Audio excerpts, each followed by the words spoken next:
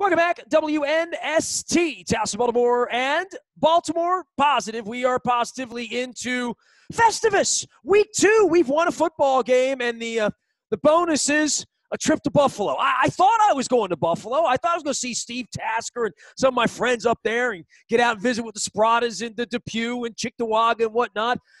Times are tough right now. When Steve, they told me I was going to need to get up there 48 hours ahead of time to, get a COVID test to do all this stuff, and I'm like, all right, well, I've been on the couch the last, 8 or 9 weeks. I went the first couple weeks on the road, but how's life in Buffalo? What's going on in Western New York other than, this is the biggest thing that ever happened in Western New York, right? We're still kind of locked down, Nestor. Not too much is going on. Restaurants, bars, everything's kind of shut down pretty much. But by this time, it's a little bit, unhappily, it's a little bit normal, starting to feel more and more normal. We're waiting for the pandemic to end just like everybody else. Everybody is really enjoying this football team. They're a lot of fun to watch. They're a good group to be around. They like each other a lot. They're playing really good, and it's a much different team than what we thought we were going to get this year. Although we expect them to be pretty good, but we thought they'd look a lot different than they look, and it's been a lot of fun to watch them. Man, I've known you a long time. I'm probably going to embarrass both of us before this segment's over because I found some old Super Bowl pictures of you and me and Jim Kelly 20 years ago at Sporting News Radio back in the day. And so it's been 20 years. I had Anthony Mitchell on this week, from the Ray Lewis game and the Eddie George game. It's been 20 years. I know it's even further, 30 for you as a player. And I was going to be a little flippant when I brought you on and said, they put you in the Hall of Fame yet, man? But you spent a whole life in Buffalo. And we all see you doing games and, you pop up around here, but life in Buffalo and the Bills and sports and them waiting all of these years, Josh Allen is sort of like the thing they've been waiting for a long, long time. When I say this is a big deal there, it's just we've won Super Bowls around here and stuff. There's a lot of people that have been waiting since you for this, including you, right? Oh, yeah, and he has been a lot of fun to watch develop. This step that he took this year from where he was a year ago, where he was okay, he was average last year at best. Now he's playing at an elite level. The team got better around him, and certainly he has taken his game to a new level. We saw signs of this, and once in a while maybe a flash of this, last year, but this year from week 1 on, it has been a steady diet of good decision-making, great throws, poise, athleticism, off the page plays. He's just been playing at an elite level. He really, for those of us who are really into it up here, he was the difference in the game last week against the Colts. His ability to make plays was the absolute only reason that Buffalo won the game against Indianapolis. He's been fantastic, and he's got a lot of good players around him offensively. Steve Tasker joining us from Buffalo, where things will be chilly on a Saturday night, and they'll have a few fans there with the COVID testing, as we saw last week as well. You've seen Lamar come in and sort of shake this thing up, right? It doesn't feel like that long ago that they drafted him, and is he going to play? And then he starts to play, and then how are they going to build around him? And it felt like they had everything percolating a year ago this week. And, just getting through the game in Nashville on Sunday gets them back to where they were last year, except they're on the road, they're an underdog, all of that stuff. But that 14-2 run last year, and Steve, I've never seen a team operate out of 2nd and 1 and 2nd and 2 all season long. They're winning games 45-6 in LA, they're beating Seattle. And then this offseason hits with COVID, all of the issues. They sign Ronnie Stanley. They give money to Marlon Humphrey. Stanley gets hurt. Boyle gets hurt. COVID comes to town. They hit the bump in the road in November. But they've really righted the ship here a little bit. The last 5 weeks has felt like a different season than what we saw here in September and October. And for him, winning the game felt, okay the other day. But the walking off the field, sort of the Breaking Bad thing we've seen here, stopping him on a one-game basis and having the personnel to do it and having, I guess, more than anything, just the stay at home to be able to do it, and then being able to get him to the ground. Some thoughts about the speed and what he does to a team like the Bills, who saw him last year. And, this isn't such a newfangled thing. There's other teams doing this, but not the way he does it, where he really is the running back distributing the ball. No, he's a unicorn. Yeah, he's a one-of-a-kind athlete, and he's a one-of-a-kind quarterback, and he's got his own skill set that Harbaugh and their coaching staff have been phenomenal at building around. They've got a sustainable model here as long as they've got Lamar Jackson playing it the way he's playing it. They're big. You got to talk about the Kansas City Chiefs and the fact that they can snap off a big play at any moment, and that we've seen them do it. It's the same thing with Lamar and the Ravens. Lamar will just drop back to pass and decide to take off and end up in the end zone. Baltimore is probably the team that the rest of the teams in the playoffs wish would go away. They want everybody else to play, right? Baltimore's a tough out. They're tough to get off the field. Lamar is hard to contain. He's impossible to stop completely. And, that's what every team's looking at. It is a scary football team in Baltimore because it's unique. They've got a unique athlete. They're well coached in all the areas of their game. Their defense is playing really good, really solidly. It's a number one team in the league against the run and the total yards and all of that. They're hard to beat.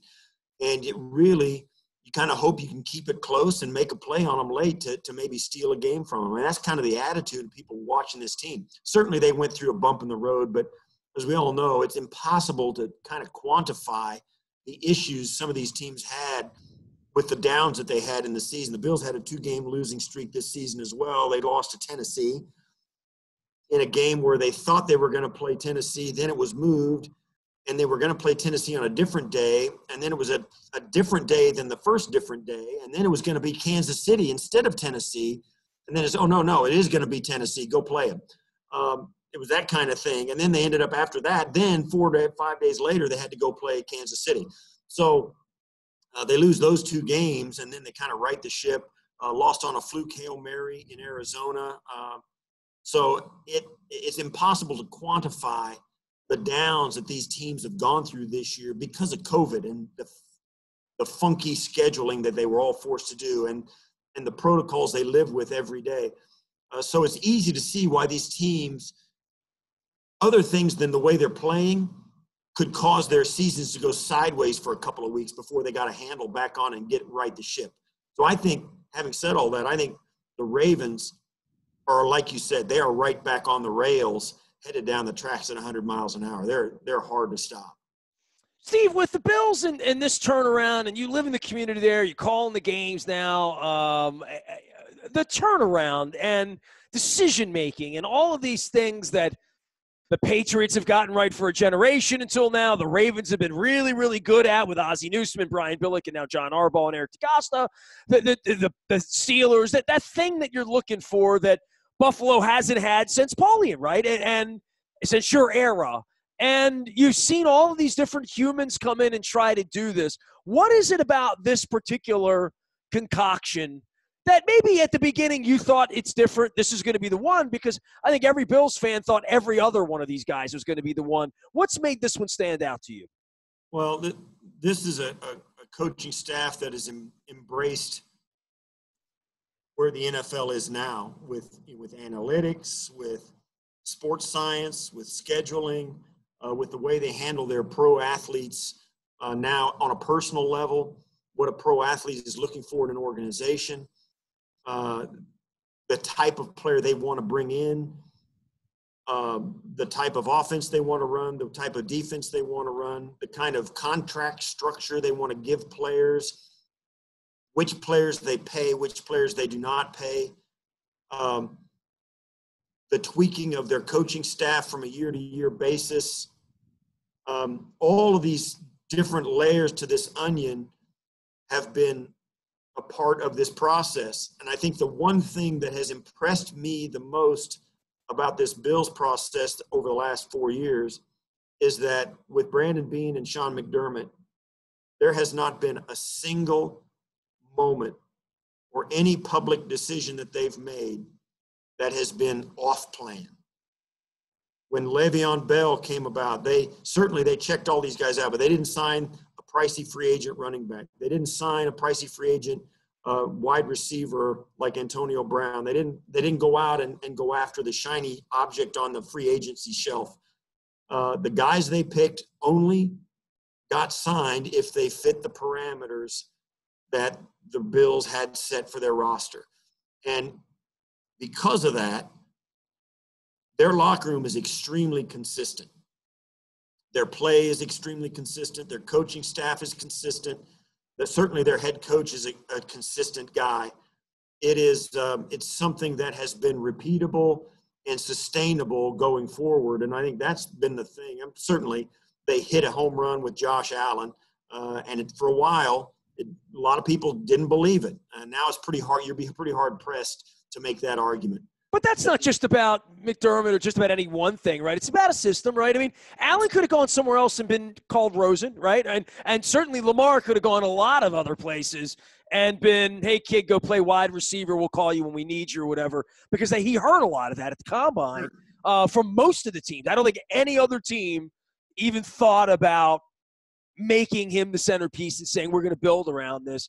Josh Allen was someone that was passed over. They're all passed over. Once you're number two, you were passed over, but my Oilers took you, Steve, you know? Yeah, yeah. You're right. It's a complete comprehensive program they're running here. And it starts from the way they court free agents to come to Buffalo, because you got to think off the top of your head, it's a pretty tough sell. They are selling it, and it's pretty attractive to the right kind of guys. They've got a coaching staff that is for the most part, a very young coaching staff that fits the parameters that Sean McDermott wants in his assistant coaches. They have, an analytics department and a sports science department that they listen very closely to in getting their team prepared. They have a system and a type of free agent that they go after. All of these things have led to them being not only the playoffs 3 out of the 4 years in the building. That's pretty impressive for a team that didn't go to the playoffs for 17 years before that. Steve Tasker's here. He's with One Bills Live these days. Someday they're going to sneak up on you, and they're going to put you in the Hall of Fame, and I'm going to cry and think it's cool and all that stuff. All these years later for Buffalo and winning and not being able to have fans there, this is devastating for me as a fan because, I was there when you guys beat the Raiders 51-3 and whatnot. I even sent Amy Trask. I gave her a hard time. I know everybody loves her. I sent her a picture of my ticket stub to sort of rub it in last week on that. I got even because she had Ghost to the Post on me being a Baltimore guy. But, this is where the legends are made, right? This is where the Josh Allens or the Lamar Jacksons are going to step up and go beat the Aaron Rodgers or the Drew Brees or the Patrick Mahomes. And the league's got a nice tournament, but this thing was very much up in the air, man. This was a very, very tough pregnancy this season for the NFL, right? I think it was a massive accomplishment by the NFL to get 256 regular season games in and now halfway through the playoffs. I don't think it can be underestimated what a gargantuan accomplishment it is. You've really got to tip your hat to the National Football League for getting all those games in when other leagues were struggling with small rosters, the ability to bubble up, all of that stuff going on. The league grounded through, and certainly there were rough patches, and certainly there were times when it's like, wow, I don't know how they're going to do this. They played a game on every single day of the week this year to get it done, but they got it done. And I think the country could not get enough of it. They are eating this season up in the NFL. I think it's been one of the most emotionally comforting seasons that our country's ever experienced. Dude, I don't know what I'm going to do when it's like we might lose Saturday. What am I going to do next week, right? It's absolutely been a godsend for the emotional comfort of the football fans of the United States, if not everybody. Because if all the people were going crazy who loved football, everybody else was getting affected by it too. Because even if you don't like football, you know somebody who does. So it's been there's no way to describe how unbelievable an accomplishment it has been for the league to get all those games in and to be at this point of the playoffs. What a phenomenal job they've done. Congrats to them. And these games coming up. This game between Buffalo and Baltimore, I think, is going to be a spectacular game. I just think it's going to be an absolute blast to watch. Kansas City and Cleveland, I think Cleveland's a little bit of a Cinderella story, no question. We all thought Pittsburgh was going to win that game. It wasn't going to happen. So now you got Cleveland and Kansas City. Kansas City will be a massive favorite in that game. But the AFC conferences could not be sitting in a better spot if you think about it, Nestor. look, I mean, you got Josh Allen, Lamar Jackson, and Patrick Mahomes. You've got Deshaun Watson. You've got Joe Burrow, Justin Herbert. You go down the list of quarterbacks, and Tua is another one.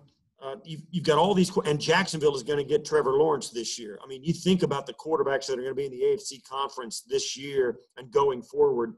I don't know that any of the head coaching vacancies, I don't think you want to take any of the AFC opportunities. You want to stick to the NFC because the AFC is full of really good quarterbacks, and you're going to have to play against them for your entire head coaching career. I think this is the time when you want to take one of the NFC head coaching slots and stay away from this conference for a while. 20 years ago, Steve Tasker sat down. Look at that. Look how young we were there, man, at the Super Bowl. This was Super Bowl 35, and here we are 20 years later, and it might be Tampa again, right, for one of these two teams making it through. And, Saturday night in Buffalo in January, I would say that's every traveling team's worst nightmare, Steve. It will be cold, yeah. It will be bitter cold. But it'll look great. It's going to be cold. It won't be bad. The weather's not going to be too bad. I don't think that the conditions will have too much of a factor in the game. The wind is the one thing you worry about, and I don't think it's going to be very windy. So, chilly, yes.